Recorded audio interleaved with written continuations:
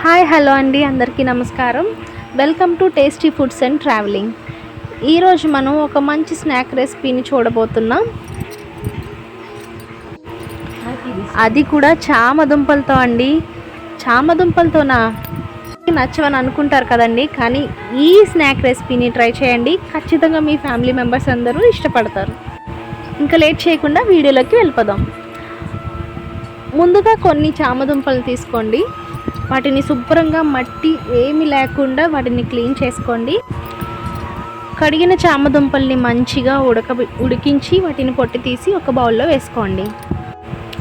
ఇప్పుడు ఆ చామదుంపలకి 2 table spoon oil, 1 table spoon కారం, 1 టేబుల్ స్పూన్ ఉప్పు, 2 టేబుల్ స్పూన్స్ శనగపిండి,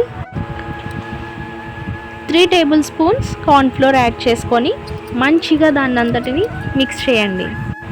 మిక్స్ చేసిన చామదుంపల బౌల్ని పక్కన పెట్టుకొని స్టవ్ మీదకి ఒక కడాయి తీసుకొని డీప్ ఫ్రైకి సరిపడా ఆయిల్ని వేసుకొని వేడి చేసుకోండి.